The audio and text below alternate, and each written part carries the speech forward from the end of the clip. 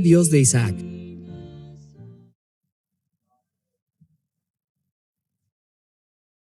Oh Dios de Israel y de la iglesia remanente, te ruego en esta mañana de reposo que permitas que hoy se sepa que tú eres Dios y la iglesia remanente, que yo soy tu siervo y que he hecho todas estas cosas por orden tuya.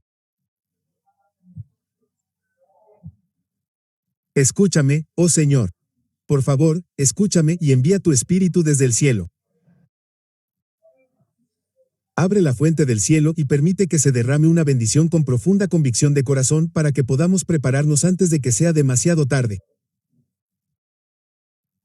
Ruego, Señor, que nuestros corazones vuelvan a cambiar y que veamos que si alguna vez hubo un momento para prepararnos, ese momento es ahora. Oro, oh Dios, para que nos dé tanto Espíritu Santo como podamos recibir físicamente sin ser consumidos físicamente por tu presencia. Oro, Señor, para que hagas algo esta mañana que haga temblar a los demonios y al infierno, pero que haga feliz al cielo. Concédenos tu Espíritu Santo. Señor, solo soy un hombre débil, frágil, voluble y frágil. Por favor, Señor, necesitamos el Espíritu Santo. Quédense con nosotros esta mañana. Porque pedimos todo esto en el digno nombre de Jesús. En el nombre de Jesús. Amén.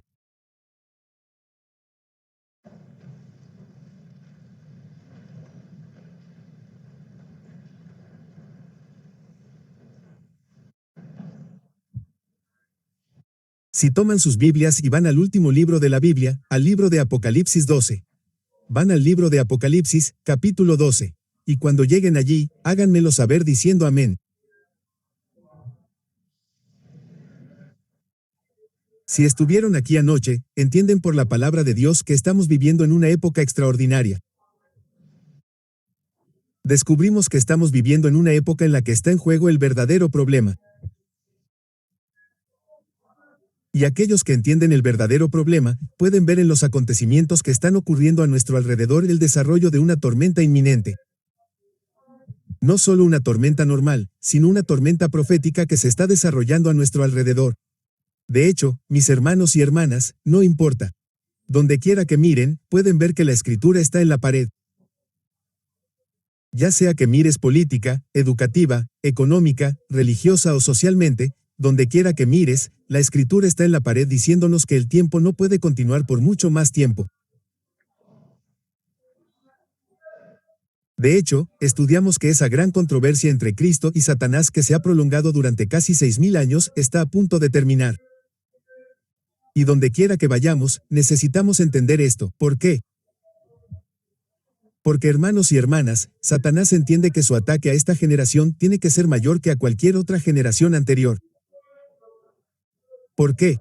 Él entiende que esta no es la primera generación, que esta es la generación final, y eso significa algo en el santuario. De hecho, ve a Apocalipsis capítulo 12, y cuando llegues allí, házmelo saber diciendo, amén. Amén. Empezando por el versículo 12, leámoslo juntos. La Biblia dice, por tanto, ¿cuál es la siguiente palabra?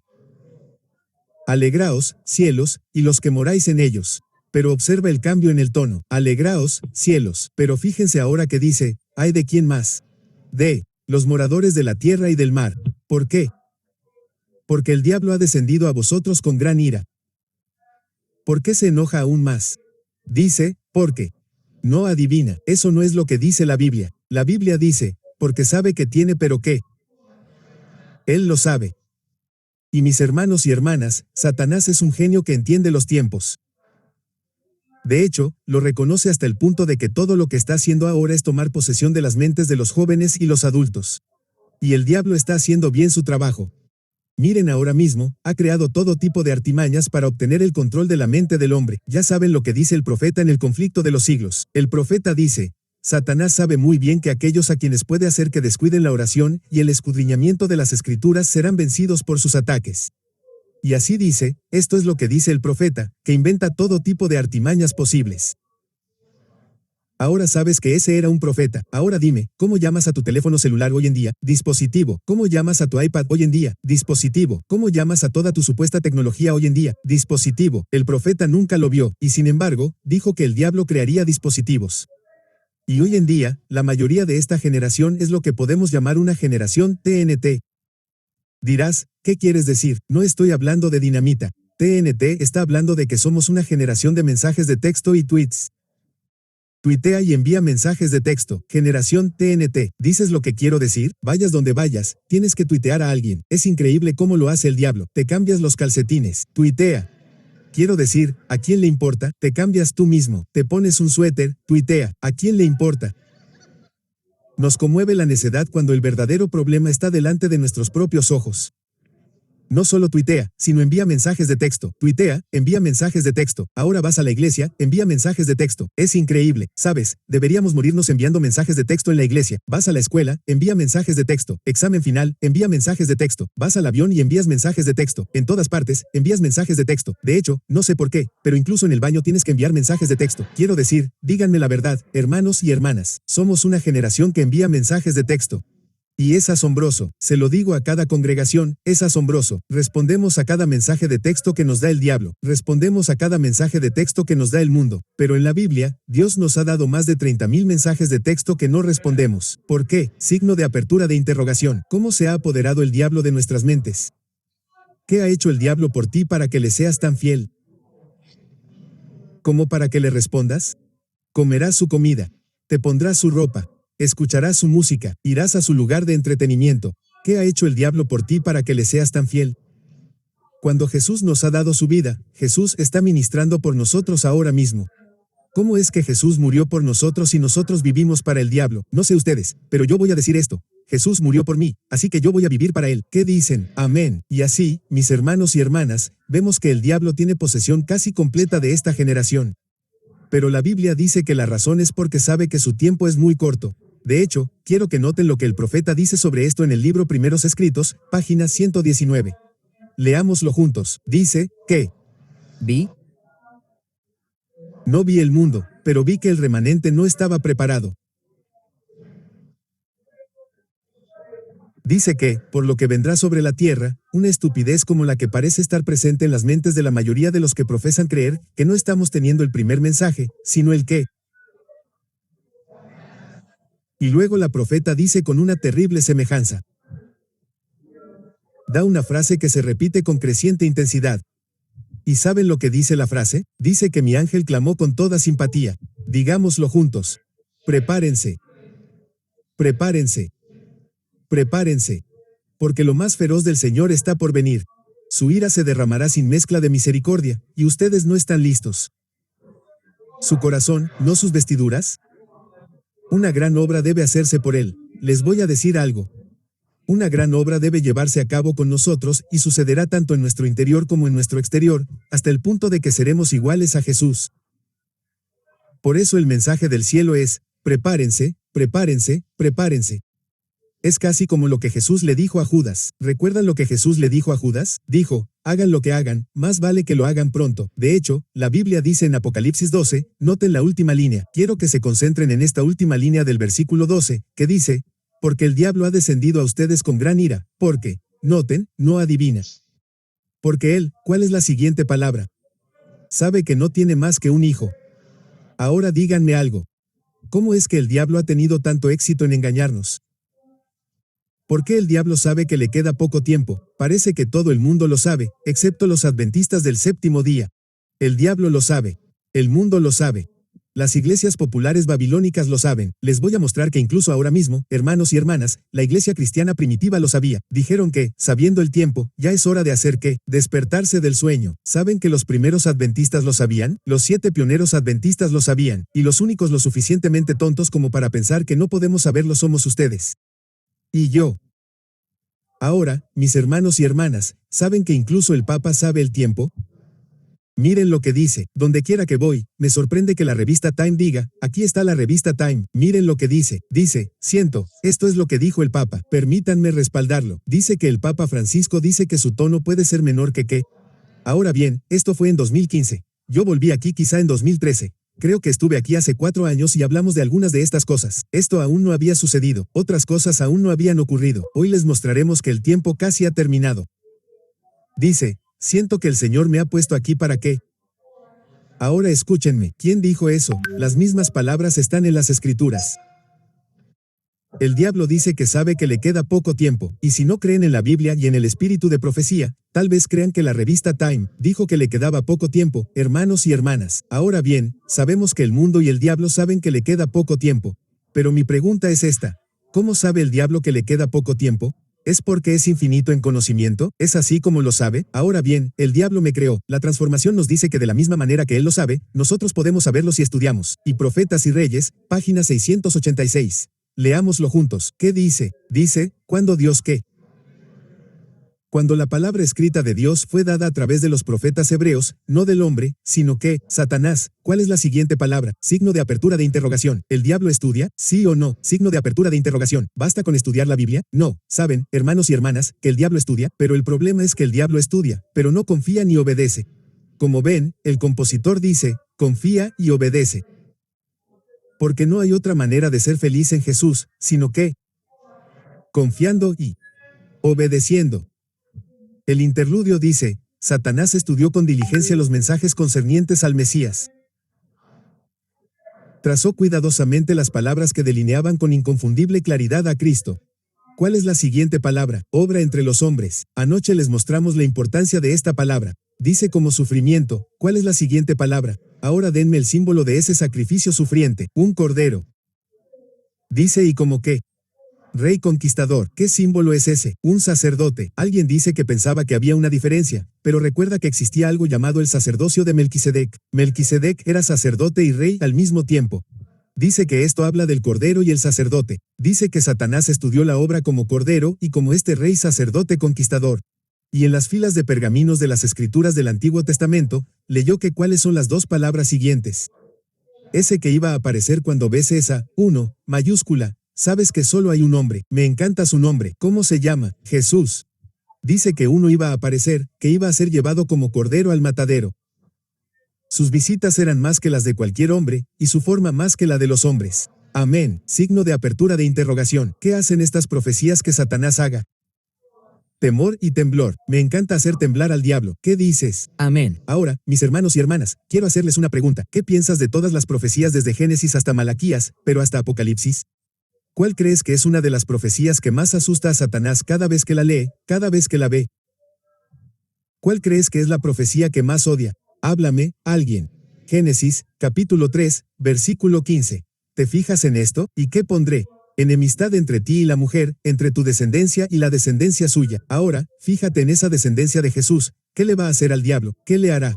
¿Le magullará o aplastará la cabeza? El diablo tiene miedo de eso. Verás, todas las demás profecías nos hablan en etapas sucesivas del plan de redención, pero ahí, en Génesis 3:15 de la mañana, tienes el final de la historia, y el final de la historia es que el diablo va a morir con la cabeza aplastada como una serpiente, y te voy a decir algo, para matar realmente a una serpiente, tienes que aplastarle la cabeza. Amén. Alguien dice, bueno, ¿tienes serpientes? He matado muchas serpientes antes en mi jardín, en el campo donde vivimos, maté a muchas. Y la única forma de saber que está realmente muerta es cuando le aplastan la cabeza. Ahora, alguien dice, bueno, ¿qué tipo de serpiente mataste? No me tomo el tiempo para mirar eso. Sé qué tipo de serpiente es porque la única serpiente buena es una muerta. Amén. Ahora, mis hermanos y hermanas dijeron que estas profecías hacen que Satanás tema y tiemble. Sin embargo, no renunció a su ¿qué? Propósito de frustrar. ¿Qué significa frustrar? Intentar prevenir o detener. Dice que intentó detener, si era posible, las misericordiosas provisiones de Jehová para la redención de ¿qué? El plan de juego del diablo es intentar detener el plan de redención, y por eso estudió la Biblia para intentar entender este plan. Lo vio por primera vez en Génesis 3:15 de la mañana. Estoy en lo cierto, pero, ¿saben que cuando Satanás recibió la revelación más grande sobre el plan, fue cuando Dios hizo un santuario? La Biblia dice, que me hagan un santuario para que yo habite en medio de ellos. Cuando hizo ese santuario, saben, hermanos y hermanas, que cuando Dios hizo ese santuario, Satanás lo miró y comenzó a estudiarlo. Vio delineado en ese santuario el plan de derrota. Notó que en ese santuario todo estaba construido sobre un gran reloj de tiempo. La Biblia dice, todo tiene su tiempo, y todo lo que se quiere debajo del cielo tiene su hora. Anoche les mostré en las Escrituras que el santuario debe terminar a tiempo. Satanás entiende que su plan es detener esto. Dice que durante 6.000 años el gran conflicto ha estado en marcha, pero ahora, al final de los 6.000 años, todos han tomado su ¿qué? Decisión. Al final de los 6.000 años, dice que el tiempo ha llegado a ¿qué? Saben, puedo mostrarles literalmente cita, texto en el texto, que nos muestra que el final de este tiempo de Jesús en el lugar santísimo nos llevaría al límite de los 6000 años. Y Jesús se está preparando para dejar el cielo. Anoche les mostré que esos 6000 años casi han terminado. Ahora, mis hermanos y hermanas, cuando esos 6000 años terminen, ese sacerdote saldrá del santuario, ese hombre apto, ese hombre oportuno, traerá a Satanás. Y Jesús confesará sobre su cabeza todos los pecados del pueblo de Dios que han sido limpiados del santuario. ¿Es este nuestro mensaje? ¿Sí o no? Este es el día de la expiación. Esta es la purificación del santuario. Esto es lo que nos trajo a la existencia. Ahora bien, Satanás estudió este plan y descubrió lo que no sabía antes, que el plan de redención estaba dividido en 3 partes. ¿Cuántas partes?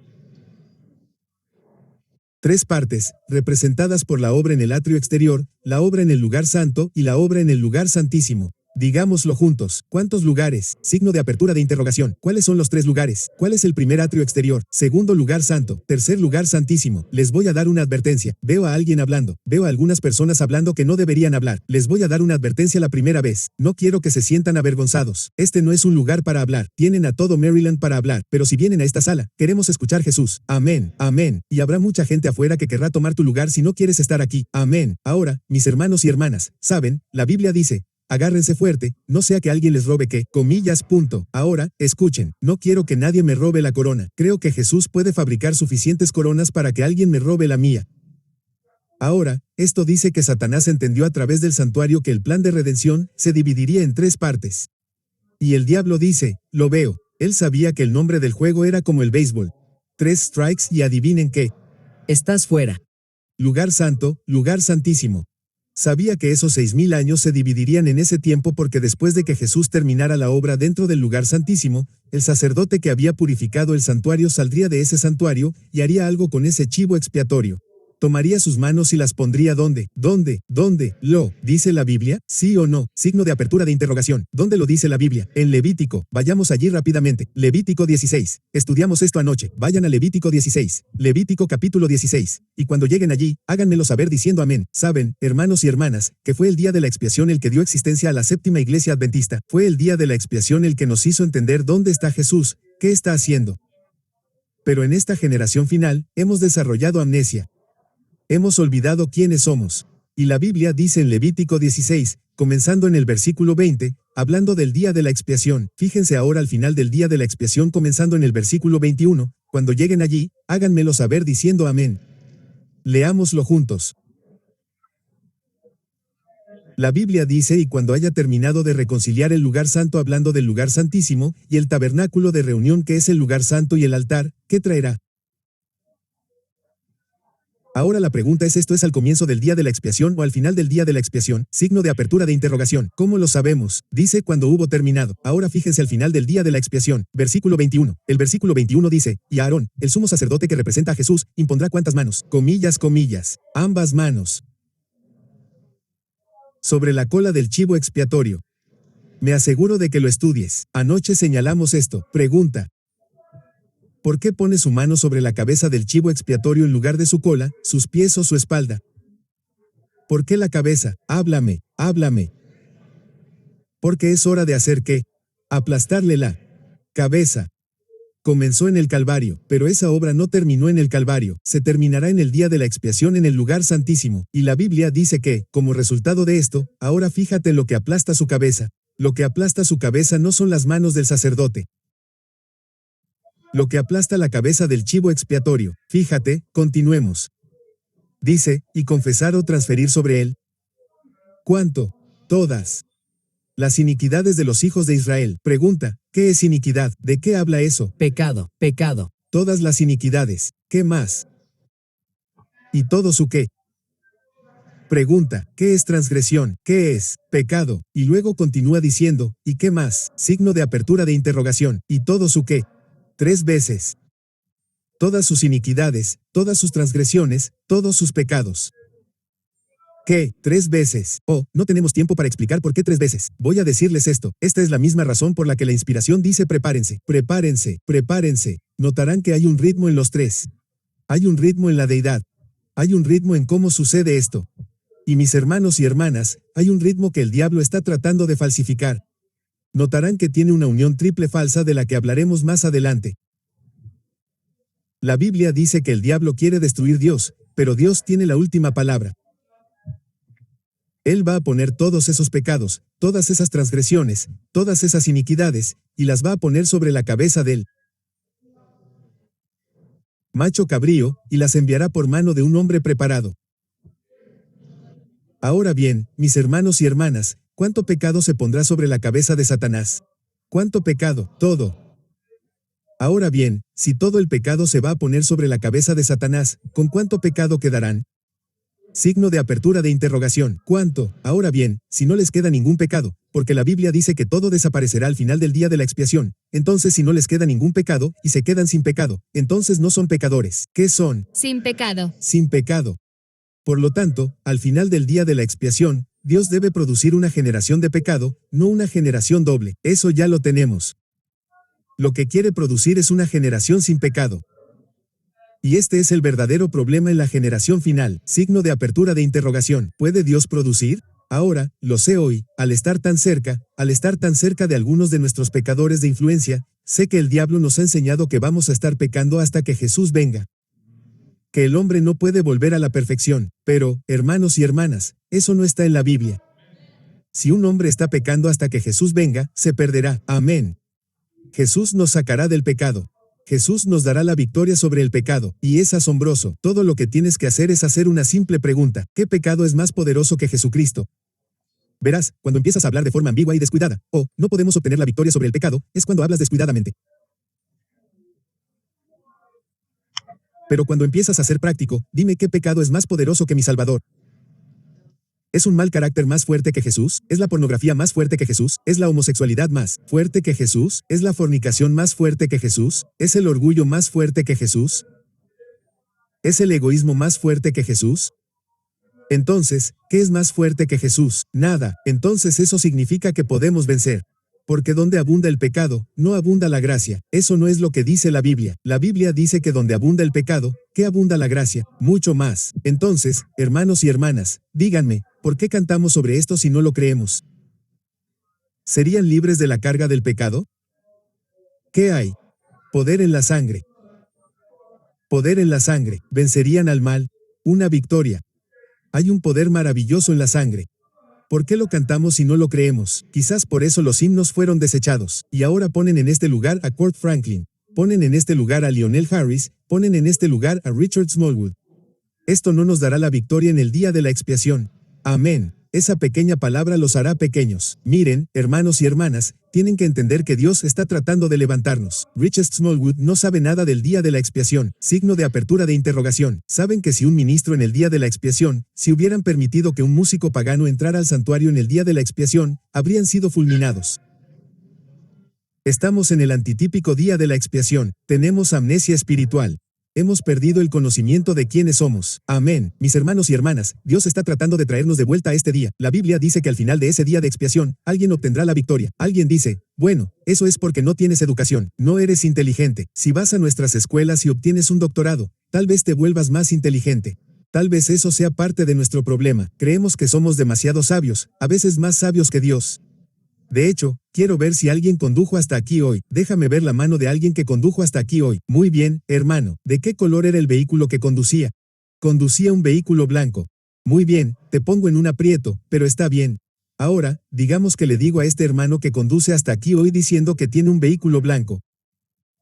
Y le digo, ahora sé, hermano, que crees que era un vehículo blanco, pero tengo un doctorado en colores.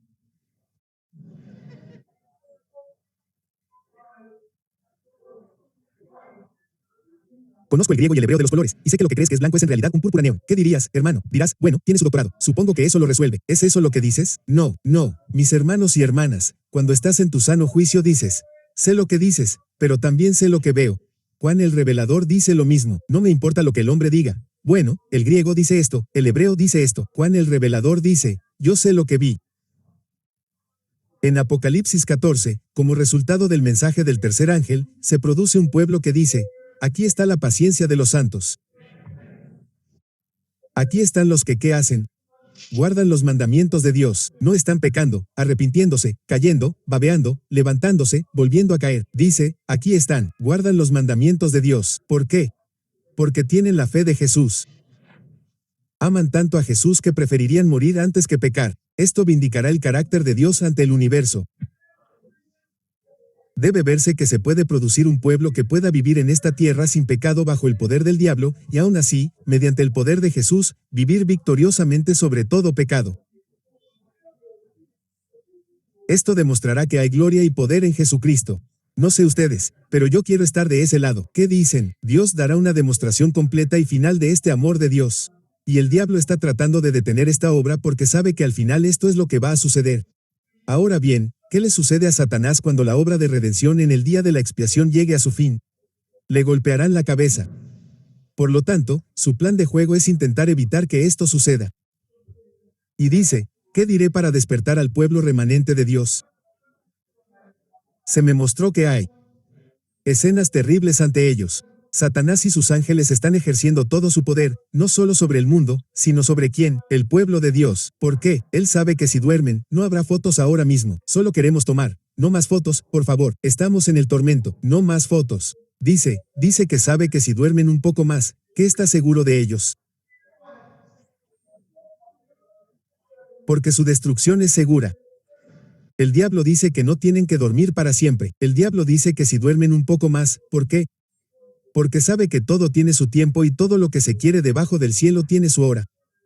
Y déjenme decirles algo, estamos perdiendo el tiempo, pero el tiempo se acaba. Ahora fíjense, esta razón dice, ¿cuál es entonces el plan de juego de Satanás? Comillas, punto. El plan de juego de Satanás es simple pero efectivo. Es intentar impedir que Jesús termine su obra en el lugar santísimo hasta que se acabe el tiempo. ¿Cuántos han jugado alguna vez al baloncesto? ¿Ustedes alguna vez han jugado al baloncesto? Déjenme decirles algo. Si tuvieran un equipo que iba ganando por 1, ahora saben que este mes que acaba de pasar se llama March Madness. ¿Estoy en lo cierto? March Madness. Y si no saben que esa es la terminología del baloncesto, March Madness los volverá locos.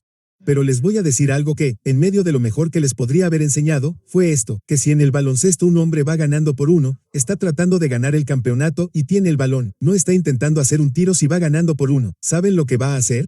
Va a intentar acabarse el tiempo. Lo único que quiere es perder el tiempo hasta que el tiempo haga que se acabe. Ahora bien, entienden que ahora mismo parece que el diablo va ganando por cuánto. Miren, para que Jesús gane, debe devolver a alguien a la perfección. Jesús debe devolvernos a una condición sin pecado. Y entonces, el diablo dice, lo único que tengo que hacer es quedarme con la pelota, que la mantengan. La pelota no es una pelota de verdad, la pelota es el pecado.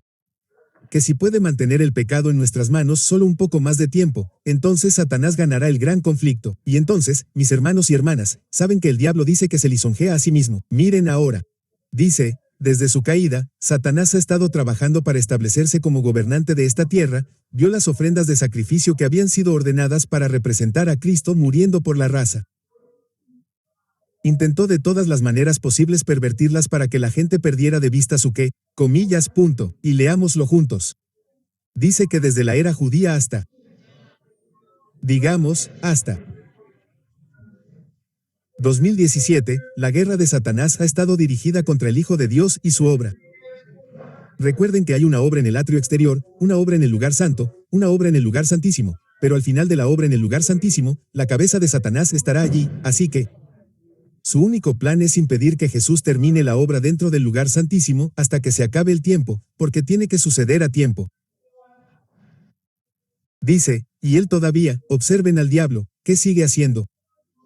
Se halaga a sí mismo pensando que obtendrá la victoria. El diablo dice, puedo ganar. Alguien dice, bueno, eso ni siquiera tiene sentido. Bueno, voy a decirte algo, es lógico, aunque no sea bíblico, dirás, ¿a qué me refiero? Comillas, punto. Dime una generación que haya logrado la victoria sobre el pecado.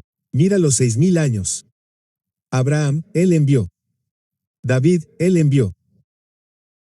Moisés, él pecó. No tienes una generación en la Biblia que haya llegado a un punto en el que todos los miembros de la Iglesia de Dios estuvieran en una condición sin pecado. Muéstrame una generación en 6000 años. Muéstrame una. Y entonces, si miras lógicamente, parece que Satanás ganaría. ¿Estoy en lo cierto o no? Pero no va a ganar. Alabado sea Dios. Conozco el final de la historia. Y se llama la historia de la redención. Ahora, observa, va primero. Satanás quiere detener esta obra, pero voy a decirte algo, no va a detener esta obra. Verás, el plan de redención de Dios va a tener éxito, va a ser, y me gusta usar esta ilustración porque quiero que sea lo más simple y práctico posible para todos los presentes.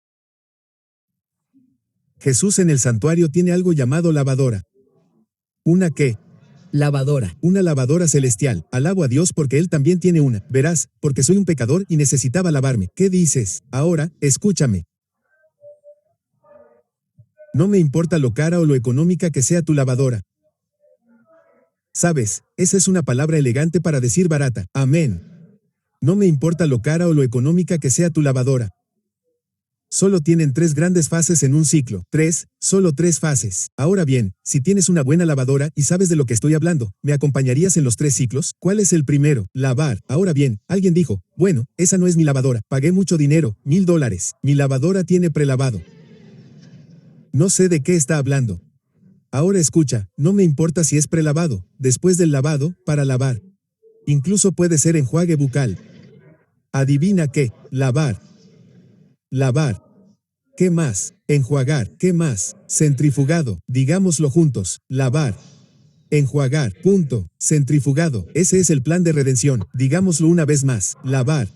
Enjuagar. Centrifugado. Ahora bien, si un hombre nunca hubiera visto una lavadora antes, y le dijeras que tiene que tener su ropa limpia a tiempo, y él dijera, no sé cómo hacerlo, y entonces le dices, no te preocupes, hay una lavadora. Él diría, bueno, no sé cómo funciona. Dijiste, ven, veamos. Y vas a la lavadora, metes la ropa, la cierras, la pones en marcha. De repente, se enciende la luz. ¡Pum! Y empieza a funcionar. La luz parpadea, y de repente, empieza a entrar agua. Ahora está lavando, y el agua empieza a entrar a raudales. El hombre mira hacia atrás, se pregunta qué está pasando. Dijiste, no te preocupes, está lavando, y el agua cae sobre la ropa. De repente, en ese momento, la lavadora se detiene. Cuando la lavadora se detiene, la luz se apaga. El hombre vuelve, no sabe dónde está, así que se está preparando para elegir su ropa. Y los que saben de lavadoras, ¿qué le dicen? Todavía no. El hombre dice, todavía no. Tú dices, mira, de repente, se detiene, y en ese momento, la luz vuelve a encenderse. ¡Pum! Cambia. Pasó de lavar a qué? Aclarar. Ahora pasó a aclarar, y la máquina comienza a aclarar. El agitador está funcionando y el aclarado se mueve y el hombre está mirando. Hombre, algo está pasando. Entonces, después de un tiempo, ¿qué hace el aclarado? Se detiene. El hombre que sabe de lavadoras, ¿qué va a hacer de nuevo? Se acerca a la lavadora. Intenta levantar la tapa. ¿Qué dices tú que sabes de lavadoras? ¿Qué le dices? Todavía no. El hombre retrocede. Dice, ¿qué pasa ahora? De repente, la luz vuelve a encenderse. ¡Pum! Pasa a la última fase. Y en esa última fase está la fase que, no la fase de enjuague, ni la fase de lavado, sino que, centrifugado. De repente, ese agitador comienza a girar violentamente. Y les voy a decir algo, siempre me gusta recordárselo. Miren, si tienen una lavadora antigua, saben exactamente de lo que estoy hablando. ¿Qué hace la lavadora cuando llega a la última parte del ciclo de centrifugado? ¿Qué empieza a hacer? Golpes, golpes, golpes. Empieza a temblar, ¿sí o no? Ahora, les voy a decir algo. Cuando miren en la iglesia adventista y empiecen a ver que se está produciendo el temblor, pueden saber que están en la fase final de la lavadora. En muy poco tiempo, esa obra estará terminada. Amigos míos, Jesús está a punto de venir. Ahora, miren esto. Yitro nos dice que esa es la tercera y última fase en el atrio exterior de la cruz. Jesús terminó la obra en el lugar santo. Jesús terminó la obra. 22 de octubre de 1844. Y la última y tercera fase es el lugar santísimo, pero Jesús aún no ha terminado su obra, y Satanás está tratando de hacer guerra con el remanente de la simiente de Dios. ¿Por qué? Porque está tratando de evitar que Jesús los use para terminar la obra. Pero quiero defender a Jesús. ¿Qué dices? Ahora mira esto. ¿Cuál es la obra? Primero el Cordero nos compró, luego el sacerdote ¿qué hizo? Signo de apertura de interrogación. Nos trajo, ¿a dónde nos trajo? De vuelta a la perfección. La información dice que restaurar en el hombre ¿qué? La imagen de su hacedor, para traerlo ¿qué? De vuelta a la perfección en la que fue creado. Esta iba a ser la obra de ¿qué? Redención. Esta es la obra de redención. Dios debe restaurar en el hombre la imagen de Dios. Jesús nos traerá de vuelta a una condición sin pecado por la obra del Cordero y por la obra del sacerdote. Este es el plan de Dios. Pero mis hermanos y hermanas, Él no puede trabajar en este plan para siempre. Hay un límite.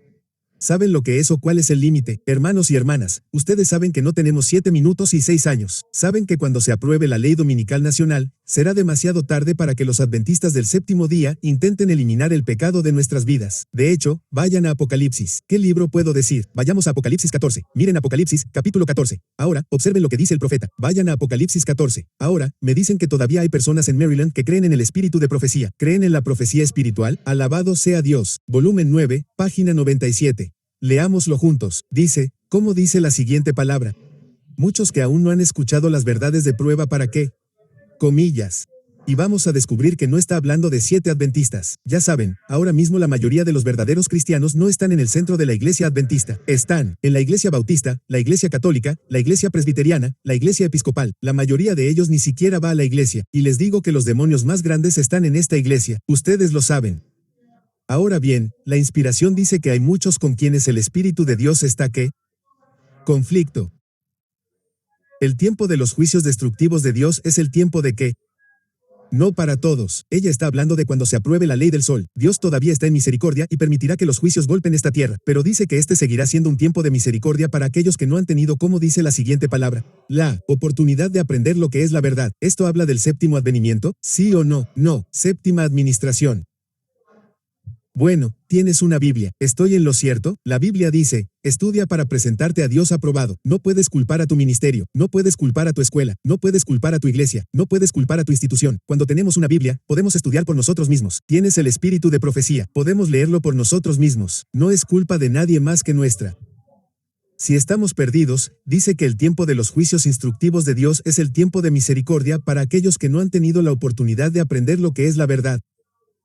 Pero dice, con ternura mirará Jehová a quién, signo de apertura de interrogación. ¿Quiénes son ellos? Esos son los no adventistas que nunca han oído esto antes. Dice que su corazón misericordioso es que toca por ellos. Su mano todavía está extendida para salvar a quién, aquellos que nunca han oído este mensaje. Pero fíjense al mismo tiempo que cuando se aprobaron esas leyes enviadas, dice que mientras la puerta está ¿qué? Cerrada para aquellos que no querían ¿qué? Ahora díganme quiénes son los que deberían haber entrado antes de este tiempo. Adventistas del séptimo día. El juicio comenzará con nosotros. Dios dice que deben entrar allí. Y les estoy diciendo algo ahora mismo. En 2017 estamos en los momentos finales del tiempo. Y Dios está diciendo, por favor, prepárense, prepárense, prepárense. Y alguien dice, ¿cómo? Tenemos que entrar en ese lugar santísimo. Lo ven en el libro de Hebreos, vayan allí rápidamente. En el capítulo 6 de Hebreos, la Biblia nos dice a dónde Dios está tratando de llevarnos en esta generación final. Dios debe llevarnos allí porque cuando esa ley solar se apruebe, se alcanzará el límite. El profeta dice que por el decreto que impone la institución del papado y la violación de la ley de Dios, nuestra nación se desconectará por completo de ¿qué? La justicia. Entonces, ¿puede esta apostasía, parte de la ley solar, ser una señal para nosotros de que, ¿cuál es la siguiente palabra? El límite de la paciencia de Dios es. Cuando esa ley solar nacional haya pasado, se haya alcanzado el límite de Dios para 7 adventistas, y Dios dirá, o estás listo o no lo estás, signo de apertura de interrogación. Y saben que aunque tenemos 19 millones de adventistas del séptimo día, menos del 1% sabe que la crisis está ocurriendo ante nuestros propios ojos. Venimos a la iglesia jugando, venimos a la iglesia hablando, estamos en la iglesia masticando, hablando de un lado a otro, descuidados, indiferentes, sin tener idea de que la hora de la gracia se está acabando rápidamente. La información dice que ese límite casi se ha alcanzado, y Dios está tratando de traernos de vuelta a este tiempo antes de que estalle esta crisis. ¿Por qué? Porque el juicio comenzará en la casa de Dios. Y cuando se apruebe esa ley nacional, el pueblo de Dios debe estar en una condición sin pecado. Ahora, dirás, ¿qué quiero decir? Empezamos a mirar Levítico 16. Apocalipsis 14 dice lo mismo. De hecho, dice, ¿lo sabes? Repítelo conmigo. Dice, y vi otro ¿qué? Ángel volar en medio de ¿qué? El cielo. Que tenía el evangelio eterno para predicarlo a los moradores de la tierra, a toda nación, tribu, lengua y... Ahora fíjate en lo que dice. ¿Recuerdas lo que dijo? Versículo 7, diciendo a gran voz, ¿qué dijo? Temed a Dios. Y dad ¿qué? Gloria. Quiero hacerte una pregunta. ¿Por qué debemos dar gloria a Dios? ¿Qué dice? Temed a Dios y dadle gloria, porque la hora de su juicio es. Así, cuando llegue la hora del juicio, ¿en qué condición debemos estar en ese momento? Debemos darle a Dios esa condición. Ahora quiero hacerte una pregunta. ¿Puedo pecar y dar gloria a Dios al mismo tiempo? Signo de apertura de interrogación. ¿Estás seguro de que? La Biblia dice en Romanos 3, ¿conoces el texto Romanos 3:23 de la mañana? Dice que todos pecaron. Todos pecaron y están destituidos de la gloria de Dios. Entonces dice, temed a Dios, dadle gloria, porque la hora de su juicio ha llegado. Entonces, cuando llegue la hora del juicio, ¿debo dar gloria a Dios? Pregunta, ¿puedo pecar y dar gloria a Dios al mismo tiempo? El pecado no alcanza a dar gloria a Dios. Piénsalo, ¿cómo podría el pecado glorificar a Jesús? El pecado glorifica a Satanás, pero no al Salvador. Verás, la impecabilidad da gloria a la sangre de Jesús y al poder de Jesucristo. Dice que le demos gloria, porque la hora del juicio ha llegado. Ahora pregunta, ¿cuál es mi única esperanza de volver a una condición en la que pueda dar gloria a Dios? Recuerda donde dice Colosenses en la página 1, capítulo 1, versículo 27, dice que el misterio que estaba oculto a los gentiles, que es Cristo, no llama a la puerta de nuestro corazón, sino que Cristo está en nosotros, en vosotros, que es la esperanza de. Ahora, ¿cuál es la gloria? Esta condición sin pecado donde revelamos el carácter de Dios, y la única manera de regresar es que debemos tener a Jesús en nuestros corazones. Quiero a Jesús, ¿qué dices? Ahora, escúchame, si Jesús está en nuestros corazones, ¿puede traernos de vuelta a la perfección? ¿Sí o no? Mira Hebreos 6. Hebreos, capítulo 6, comenzando en el versículo 1. Hebreos 6 en 1. Observa lo que dice en el versículo 1. Dice, por tanto, dejando ya los rudimentos de la doctrina de que Cristo, pasemos, ¿cuáles son las dos palabras siguientes? ¿Avancemos a qué? ¿A la perfección? Comillas, punto. ¿Puede Jesús traernos de vuelta a la perfección? ¿Sí o no? Signo de apertura de interrogación. ¿Está en la Biblia? ¿Sí o no? Ahora, mis hermanos y hermanas, esto debe suceder. Esta es la gran obra que debe suceder y en poco tiempo. Pero, ¿sabes cuál debería ser nuestra pregunta? ¿Qué dice esa palabra ahí? ¿Cómo? Saben, ahí es donde muchas personas se confunden. Creen que pueden regresar a una condición sin pecado. Creen que Dios lo hará por ellos o que lo harán por sí mismos. De hecho, mis hermanos y hermanas, ustedes quieren saber que nuestra única esperanza es que debemos llegar a donde está Jesús. Miren, la salvación viene a través de la conexión con Cristo. Pero Cristo no está en el atrio. Cristo no está en el lugar santo. ¿Dónde está Cristo? ¿Dónde? Dentro de ese lugar santísimo. Y nuestra única esperanza es llegar a donde está Jesús dentro de ese lugar santísimo. Y algunas personas creen que así es como va a suceder. ¿Saben qué es esto aquí? Eso es una grúa. Aquí hay un auto averiado. Ya saben, en las carreteras aquí en Maryland, se ve mucho esto. ¿Estoy en lo cierto? Ahora bien, muchas personas creen que va a ser así. Creen que esto es Dios, hombre, que eso va a acabar con el hombre. Creen que este es un hombre pecador que fue sorprendido en pecado. Y piensan, ¿alguna vez has visto a alguien en una grúa? Yo lo he visto. Sabes que puedes subirte a una grúa, pagas suficiente dinero y ni siquiera tienes que tocar el encendido. Puedes sentarte y dejar que la grúa te lleve hasta el final. ¿Estoy en lo cierto? Ni siquiera tienes que estar en el asiento del conductor. Puedes sentarte en el asiento del pasajero si quieres y sentarte allí, y seguirás dando tumbos en la carretera, y aún así crees que irás al cielo así como así. Islam, ¿cuántos baches vas a tener que soportar para llegar al cielo? Déjame decirte algo. La inspiración dice que, signo de apertura de interrogación, ¿no puede ser remolcado al cielo? ¿Sabes que el profeta incluso vio una grúa? Alabado sea el Señor. Dice que no puede ir como pasajero pasivo. Debe usar la oficina y trabajar como obrero. ¿Cómo? Ahora bien, si digo juntos, ¿qué significa eso? Eso significa que Dios tiene una parte y el hombre tiene otra. Deben ser colaboradores que trabajen juntos. De hecho, la Biblia dice esto en 1 Corintios 3:9. Dice que ustedes son labranza de Dios. Son colaboradores con Dios, obreros juntos. Ahora bien, si Dios obra y el hombre obra, yo llamo a eso relación. ¿Cómo lo dices? Eso es compañerismo. Eso es amistad. Este es el lugar al que Dios está tratando de llevarnos en este tiempo. De hecho, en el libro Hechos de los Apóstoles, página 482, leámoslo juntos. 482, dice, ¿la obra de qué? Obtener la salvación es una, no con Dios, sino que lo hace por sí mismo. ¿Es una de qué? Coasociación. Punto.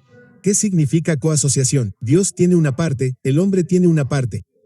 Dice coasociación entre Dios y el pecador arrepentido. Esta es la siguiente palabra. No es opcional, sino necesaria para la formación de principios correctos en el carácter. El hombre debe esforzarse fervientemente para vencer aquello que le impide alcanzar ¿qué? La perfección. Pero depende totalmente de ¿qué? De Dios para tener éxito. Por eso quiero hacerte una pregunta. ¿Podemos obtener la victoria sobre el pecado con solo esforzarnos tanto como queramos? Signo de apertura de interrogación. ¿Es posible? La Biblia dice que sin mí ¿qué pueden hacer? Nada. Pero, hermanos y hermanas, ¿saben que no podemos hacer nada sin Jesús? La Biblia dice, todo lo puedo en Cristo, que ¿qué? Me fortalece, dice, pero depende totalmente de Dios para tener éxito. ¿Qué es el esfuerzo humano por sí solo? No es suficiente. Sin la ayuda del poder divino, ¿qué es lo que sirve? Nada. Dios obra. ¿Y qué más? El hombre obra. Eso significa que Dios tiene una parte y el hombre tiene otra. De hecho, vayan a 1 Corintios. Vayan a 1 Corintios capítulo 3. Vayan a 1 Corintios 3 y noten esto en la Biblia. 1 Corintios 3. todo lo que dice este profeta, la Biblia dice 1 Corintios 3, comenzando en el versículo 9. Y cuando llegues allí, házmelo saber diciendo amén. 1 Corintios 3 en 9. Vamos a leerlo juntos. 1 Corintios 3 y versículo 9. La Biblia dice, porque somos. ¿Cuál es la siguiente palabra? Dame otra palabra para trabajo. Dame otra palabra para trabajo. Trabajadores. La Biblia dice que somos obreros u obreros como junto con Dios. Entonces, si estamos trabajando juntos, eso significa que Dios tiene una parte y el hombre tiene otra parte. Ahora, mis hermanos y hermanas, esto dice que la resistencia a la tentación debe venir del hombre. Dios no puede resistir por ti. Dios no cambiará de canal cuando estés viendo mujeres desesperadas. Dios no hará eso. ¿Sabes? Ahora mismo, ¿cuál es uno de esos programas que están transmitiendo ahora? Escándalo. Sí, escándalo. ¿Sabes? Escúchame. ¿Sabes que Dios no va a cambiar de canal mientras ves el escándalo? Quiero decir, sabes que el diablo nos ha escandalizado y tú solo estás sentado allí mirando, y no sabes que al contemplarlo que nos convertimos en transformados. Dios no te obligará a cambiar tu dieta, tu vestimenta, tu música, tu adoración y tu vida. Dios te mostrará su amor, te mostrará la verdad, te mostrará los principios y luego te dirá que debes elegir por ti mismo. Dice que la resistencia a la tentación debe venir del hombre, quien debe obtener su poder ¿de quién? De Dios. Por un lado, está la sabiduría, la compasión y el poder infinitos. Y por otro lado, nuestro lado, está la debilidad, la pecaminosidad, la impotencia absoluta. Pero ¿sabes que cuando la humanidad se combina con la divinidad que no comete pecado, Dios nos da poder para vivir por encima del pecado a través de la sangre de Jesucristo? Pero te voy a decir algo, tenemos una parte. Mira lo que dice la Biblia en 2 Pedro. ¿De qué libro he dicho? Vas a leer 2 Pedro, capítulo 1. En todas las escrituras, la Biblia es la misma, mostrándonos que el hombre tiene su parte. Ahora, mi pregunta es, ¿cuál es nuestra parte? Sabes, en el día de la expiación, Dios nos ha dicho cuál es nuestra parte. ¿Sabes que lo que Dios nos ha dicho, Dios nos ha dado un nombre para nuestra parte en el día de la expiación? Se llama el deber de la congregación en el día de la expiación. Mira lo que dice la Biblia.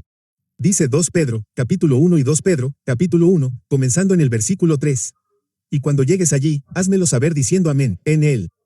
Versículo 3, la Biblia dice, según su divino poder, ¿cuántas cosas nos ha dado? Todas las cosas que pertenecen a la vida, ¿y qué más? La piedad mediante el conocimiento de Él. Ese es el conocimiento de Dios al que nos ha llamado. Ahora recuerda que la Biblia dice temer a Dios y dar que, ahora bien, su poder divino es necesario para darle gloria. Dice dar gloria y virtud. Versículo 4, por medio de las cuales nos ha dado promesas sumamente grandes y preciosas. Para que por ellas llegaseis a ser partícipes de la naturaleza divina, habiendo escapado del mundo, de la corrupción que hay en el mundo a través de qué. Luego la Biblia nos dice cómo la humanidad se combinó con la divinidad, y luego en el versículo 10, nos dice los resultados. Miren el versículo 10, 2 Pedro 1:10 de la mañana dice, por lo cual, hermanos, tanto más procurad hacer vuestra vocación y elección. ¿Cuál es la siguiente palabra? Claro. Porque si hacen estas cosas, ahora fíjense en lo que dice. Dice, si hacen estas cosas, ¿cuáles son las siguientes palabras? Ahora bien, hermanos y hermanas, no dice que caigamos una vez al año, dice, ¿qué harás? Amén. Ahora bien, si nunca caemos, eso significa que estaremos preparados para ¿qué? Pararnos. Ahora bien, la inspiración dice que si enseñamos, nunca caeremos. ¿Es eso lo que dice? Miren de nuevo el texto, la última línea del versículo 12 dice, porque si vosotros, ¿cuál es la siguiente palabra? Ni predicar, ni enseñar. Si hacéis estas cosas, no caeréis jamás. Entonces el plan del diablo es mantenernos en la ignorancia de cuáles son esas cosas que deberíamos estar haciendo. Porque Dios tiene una parte, Él va a hacer su parte. Y el hombre tiene una parte, nuestro problema es que no hacemos ¿qué? Nuestra parte. Ahora bien, ¿podemos hacer nuestra parte sin Jesús? ¿Sí o no? No. ¿Podemos hacer nuestra parte con Jesús? ¿Sí o no? La Biblia dice, todo lo puedo en Cristo que lo hace por mí. La Biblia dice que me fortalece. Ahora, hermanos y hermanas, la inspiración nos dice que este deber se llama el deber de la congregación en el día de la expiación. Eso es todo lo que es el deber. Ahora bien, el deber es que debemos entrar en el lugar santísimo con Jesús. Ahora bien, la pregunta es ¿cómo entramos en el lugar santísimo? ¿Quieres ir a donde está Jesús? ¿Sí o no? Signo de apertura de interrogación. ¿Cómo entró el sacerdote? ¿Voló el sacerdote al lugar santísimo? ¿Entró el sacerdote en un carro al lugar santísimo? ¿Cómo entró el sacerdote al lugar santísimo? ¿Qué hizo? ¿Qué hizo? Caminó. Ahora quiero hacerte una pregunta. ¿La Biblia nos enseña cómo caminar espiritualmente? ¿Sí o no? La Biblia dice en 2 Corintios 5:7 que caminamos por fe y no por vista. Así que, hermanos y hermanas, ¿cuál es una de las piernas por las que caminamos desde el atrio exterior hasta el lugar santísimo para estar con Jesús? Fe. 2 Corintios 5:7 dice, porque por fe andamos, no por vista. Ahora bien, si la fe es una pierna, todo hombre que camina, si camina bien, tiene que caminar con dos piernas. Ahora bien, puedes saltar con una pierna, pero tienes que caminar con dos. ¿Estoy en lo cierto? Ahora bien, hermanos y hermanas, ¿cuál creen que es la segunda pierna? Si una pierna es la fe, ¿cuál creen que es la segunda pierna? Fe y obras. Signo de apertura de interrogación. ¿Cómo caminamos en el santuario? Fe y obras. Fe y obras. Podemos entrar en el lugar santísimo. Ahora bien, ¿qué hace que la fe funcione? Gálatas 5:6. Gálatas 5:6. De hecho, leámoslo. Gálatas 5:6. ¿Qué hace que la fe funcione? Gálatas 5 y versículo 6. Fíjense en lo que dice la Biblia en Gálatas 5 y versículo 6. Así es como entramos en el lugar santísimo. En Gálatas 5:6, la Biblia dice que caminamos por fe y obras. ¿Qué las hace funcionar? Gálatas 5. De hecho, retomemos el versículo 5. Gálatas 5, versículo 5. La Biblia dice, porque nosotros por él Espíritu aguardamos la esperanza de ¿qué? La justificación por la fe. Esto es justicia. Miren el versículo 6. Porque en Cristo Jesús ni la circuncisión vale nada, ni la incircuncisión. ¿Qué? Dime, Pablo, ¿qué importa? Dice, ¿pero qué? ¿La fe que obra cómo? Comillas, punto. Signo de apertura de interrogación. ¿Qué hace que la fe funcione? Háblame alguien. ¿Saben cuando Jesús dijo, si me amáis, adivina qué, guardaréis mis mandamientos? Ya sea que nos dé mandamientos sobre la dieta, sobre el vestido, sobre la música o sobre la adoración. Amigos míos, si estamos dispuestos, si amamos a Jesús, haremos lo que Él diga. De hecho, si no estamos dispuestos a renunciar a algo por Jesús, eso solo indica que amamos esa cosa más de lo que amamos a Jesús. Porque la Biblia dice, porque de tal manera amó Dios al mundo que lo dio a luz. Y si no estamos dispuestos a renunciar a algo, solo significa que no amamos lo suficiente a Jesús. Verás, cuando amamos a Jesús, estamos dispuestos a renunciar a cualquier cosa por la persona que amamos. El amor marca la diferencia cuando amas a la persona que conoces. Ahora bien, mis hermanos y hermanas, la inspiración nos dice que Dios nos va a llevar de vuelta a este punto. Y dice que son aquellos que por fe hacen ¿qué? Seguir. Todo lo que profetiza, la Biblia dice que caminamos por ¿qué? Fe. Dice que son aquellos que por fe siguen a Jesús en la gran obra de la expiación los que reciben los beneficios de ¿qué? Eso significa que para obtener sus beneficios tienes que seguir a Jesús al lugar santísimo. Verás, cuando Dios nos da un mandamiento en la Biblia, la fe dice que haré todo lo que Dios diga. La fe viene del oír, y el oír por la palabra de Dios, y si amas a Dios y haces lo que Él dice, la fe y las obras te llevan al lugar santísimo. Ahora bien, la pregunta es, cuando haces todo lo que Dios dice, ¿eso te hace perfecto? No, solo hay un hombre que puede hacernos perfectos. ¿Cómo se llama? Sabes que nuestra parte no es hacernos perfectos a nosotros mismos. Nuestra parte no es hacernos sin pecado. Esa es la parte del sacerdote. Pero el sacerdote hará su parte cuando seamos fieles en hacer ¿qué? Ahora bien, si hacemos nuestra parte, se abre la puerta para que Jesús entre y haga la suya. Puede hacer lo que nosotros no podemos, por nosotros. Ahora bien, mis hermanos y hermanas, este es el plan de Dios. Dice que en el servicio típico, cuando los sumos sacerdotes entraban en el lugar santísimo, todo Israel debía reunirse alrededor del santuario y humillar sus almas ante Dios de la manera más solemne para poder recibir el perdón de sus pecados y no ser separados de la Cuánto más esencial es en este día no típico, sino en este día antitípico de la expiación, que entendamos dos cosas. En primer lugar, debemos entender la siguiente palabra. ¿Cuál es la obra del sacerdote? Ya les mostré cuál era. ¿Cuál es la obra del sacerdote? Devolvernos a una condición sin pecado. Esa es la obra del sacerdote, purificar el santuario. Dice que para entender la obra de un sumo sacerdote y saber cuál es la siguiente palabra.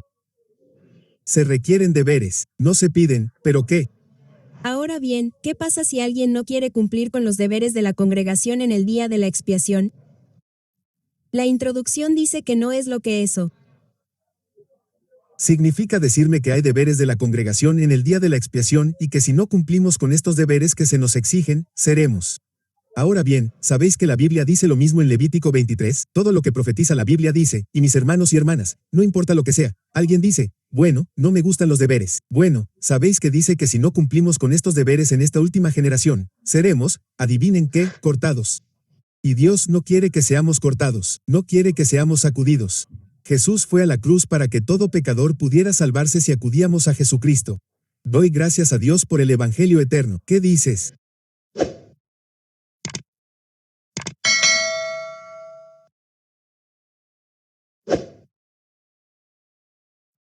¿Quieres escuchar algo increíble? Más del 48% de los creadores de contenido ganan menos de $15,000 al año. No podrías vivir con eso por un año. Pero el juego ha cambiado por completo gracias a los funnels de ManyChat. Pero, ¿cómo funciona esto? El primer paso es hacer que la gente comente una palabra debajo de uno de nuestros videos. Regalamos un curso sobre hierbas. Entonces nuestra palabra clave podría ser curso. Y luego les enviamos un mensaje. ¿Preguntaste por esto? ¿Lo quieres? La mayoría dice que sí. Lo mejor de enviar mensajes